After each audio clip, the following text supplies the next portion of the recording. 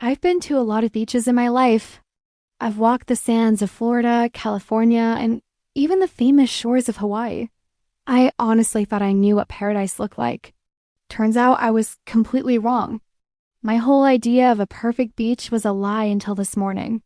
I woke up in a small town in the Philippines, a place most guidebooks don't even bother to mention.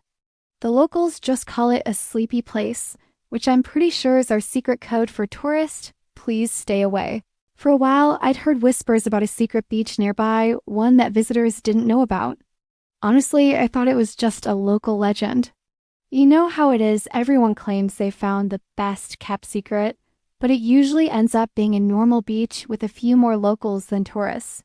But this time, it was different. I hopped out of a tricycle, one of those tiny, colorful taxis that rattles down the roads like it's trying to win an action movie audition. The sun was already up, but it was soft and warm, not harsh. The road just ended, turning into a narrow dirt path lined with coconut trees. Their long leaves swayed gently, as if they were waving me forward, showing me the way.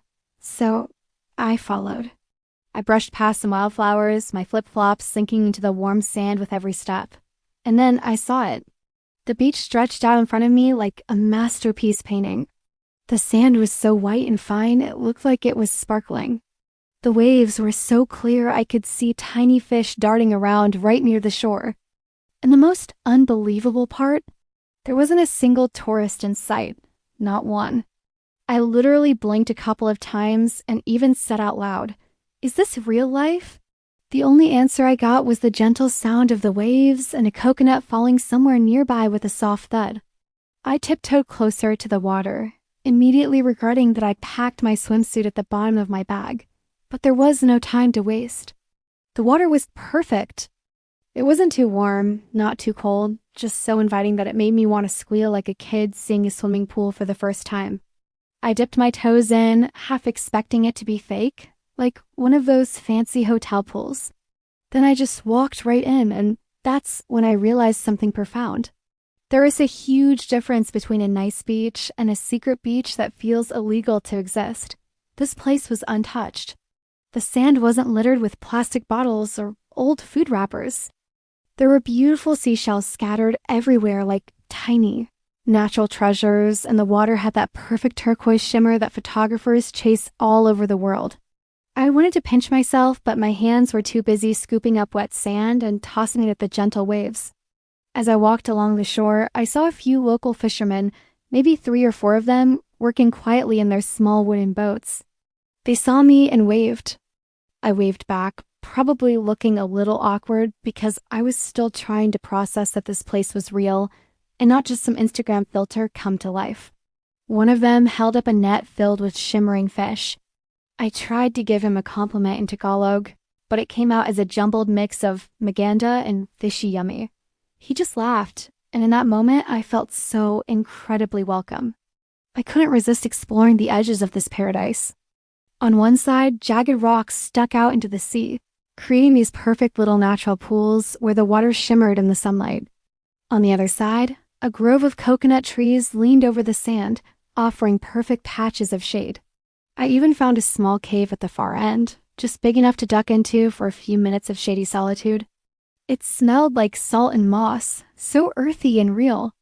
At some point, I realized I'd been wandering aimlessly for over an hour.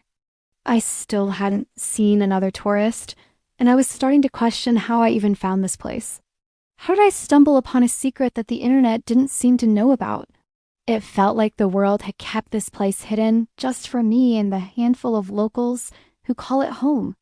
I sat down on the sand, letting the waves gently lap at my ankles, and just started to observe everything more closely. The birds here were different. They were small, colorful, and zipped around so fast I could barely track them. Some of them would dip into the water, maybe fishing, or maybe just playing. I realized all I could hear was the sea, the birds, and the occasional soft thud of a falling coconut. No car engines, no loud music, no one yelling selfie. It was pure bliss. I noticed some bright green plants growing near the edge of the sand, almost glowing in the sun. A local woman walked by with a basket of fruit and explained that they were native plants used in local cooking. Then she offered me a piece of fresh mango, and I swear I almost cried from happiness. It was so sweet, so juicy, and perfectly ripe it felt like the beach had grown it just for me. After my snack, I decided to go a little deeper into the water. The waves were playful, not overwhelming, just rolling gently against me. I floated on my back for a while, just staring up at the impossibly blue sky dotted with fluffy white clouds. Part of me kept expecting the illusion to break, for someone to shout, "Okay, fun's over." But no one did. At one point, a whole school of tiny fish swam around my feet, tickling my toes. I squealed because, yeah, I'm an adult who gets excited by tiny fish.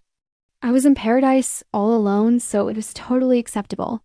Walking back to the shore, I spotted a small cluster of bamboo huts farther down the beach. They looked abandoned at first, but as I got closer, I saw they were simple shelters, probably for fishermen or local families having a picnic. The wood creaked as I explored them, and I found names and dates carved into the beams, some of them decades old. I felt this strange connection, like I was touching a piece of history. This wasn't just a beach. It was a living, breathing part of the Philippines, completely authentic and real. By midday, I was getting hungry. I packed a granola bar, but the idea of eating felt secondary to just being there. Still, I took a break, laughing at myself for getting so emotional over sand and water.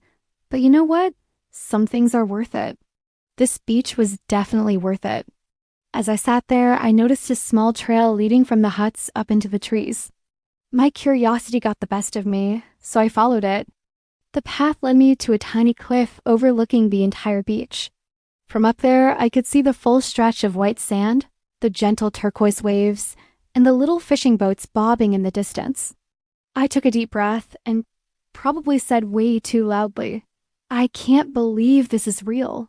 I spent the rest of the afternoon just exploring, floating in the water and taking a few photos. Not for Instagram, not for likes, but just for me. To remember this feeling. Eventually, I sat back down on the sand and watched the sun begin to set. The golden hour painted everything in stunning shades of orange and pink, and the water seemed to glow from within. A few local kids showed up, laughing and playing in the shallows. It was a beautiful reminder that this magical place was also someone's home, a part of their daily life. As the lights started to fade, I reluctantly packed up my things, feeling so grateful. I had found a real secret. A beach that felt like it shouldn't exist in our modern world, and yet it did.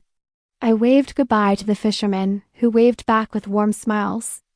I walked back down that dirt path to find my tricycle driver, my heart full and my mind buzzing. On the ride back, I just kept repeating to myself, "I can't believe I found this place. I can't believe it's real." And I knew without a doubt that I would never forget this hidden beach in the Philippines. Not just because it was beautiful or quiet or secret, but because it reminded me exactly why I travel in the first place, to find moments like this. Untouched, honest, and utterly magical. So, if you ever hear whispers of a secret beach somewhere in the world, don't dismiss them. Because sometimes paradise is real and it's just waiting to be found. And honestly, I can't wait to go back. Thanks for watching, and I'll see you on the next adventure.